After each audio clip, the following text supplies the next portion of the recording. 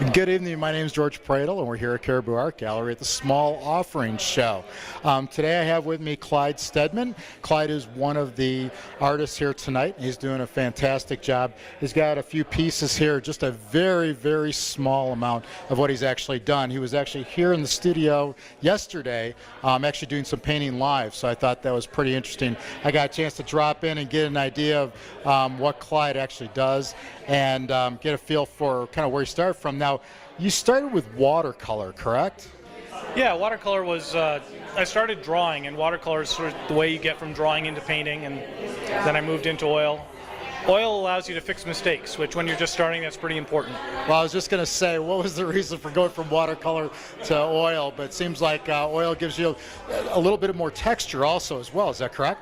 Yeah, one of the things that's really important to me is to capture kind of the physical joy that I get when I'm painting. And I want my paintings to reflect the same kind of joy that kids have when they're playing with mud, making mud pies. And so some of my paintings have that.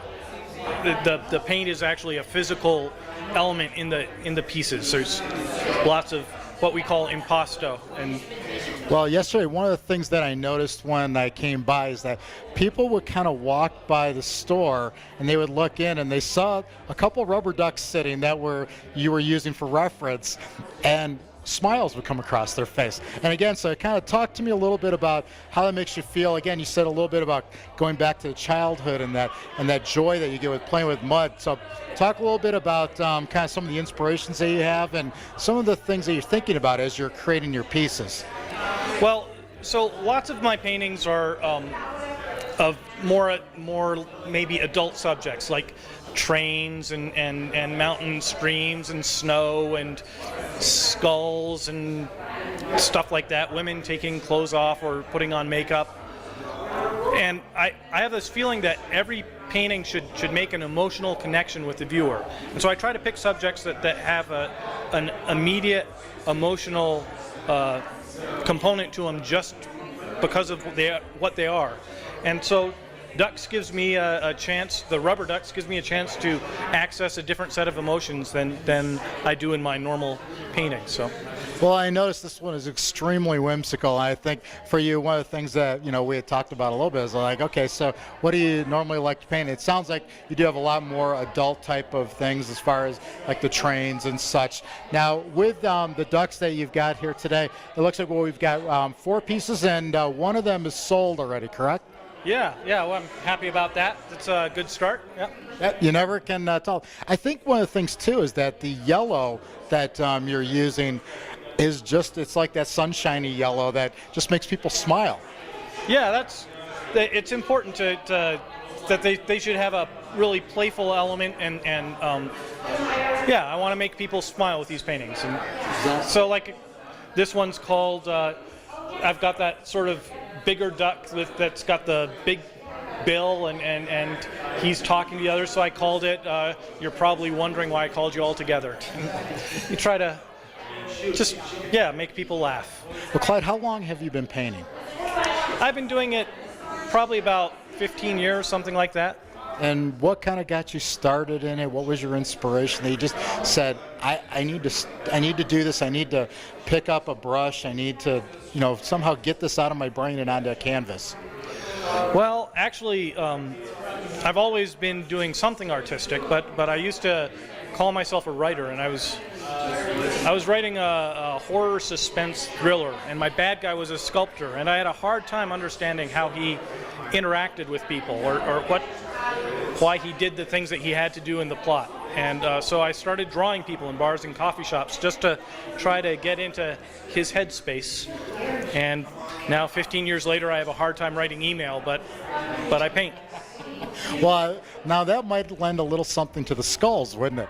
So right, so it started a little probably on the darker side, and hopefully I'm maybe becoming a nicer person now.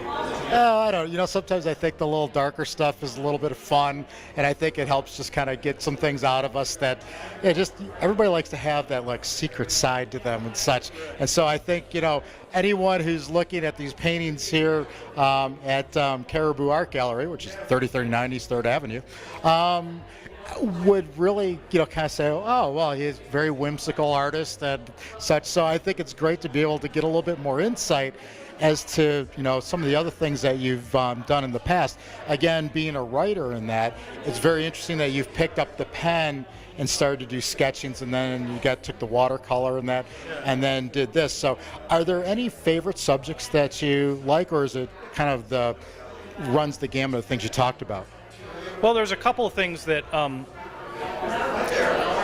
feel like there's this there's an idea that Kierkegaard had this idea that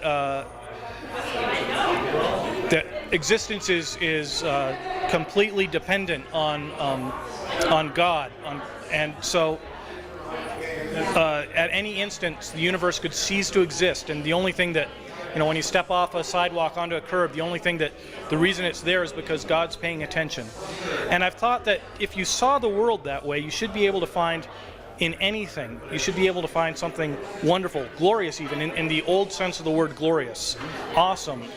So just in like a chunk of concrete, if you look carefully, it should show you something about just the glories of existence. So I try to be open to finding that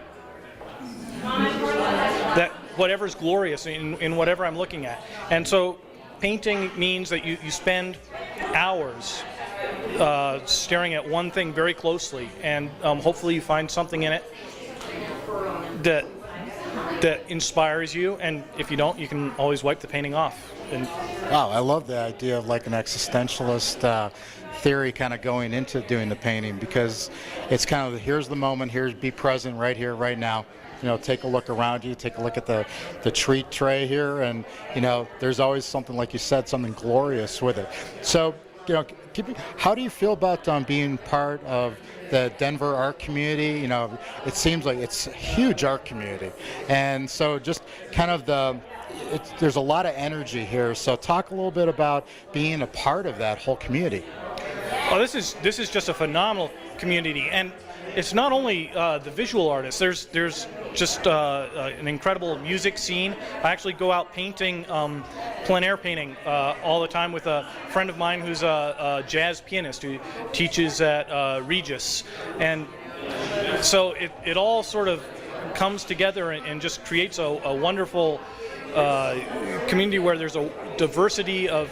I mean, you look around Caribou, and all of the paintings, all of the approaches are different and wonderful, and it's a great thing. And not only that, I've had a chance just from being here to go from a beginner to now I teach art classes at a couple of different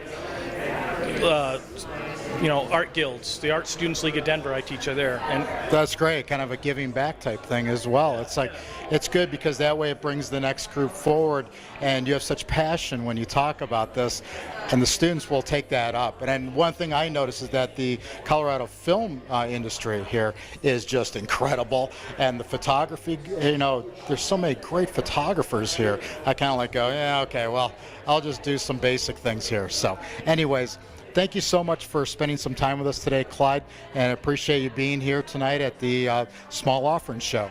It's a blast. This is a great gallery, and I'm glad to be here. Thanks so much. George Pradel for Caribou Art Gallery signing off with Clyde Steadman. Have a good one.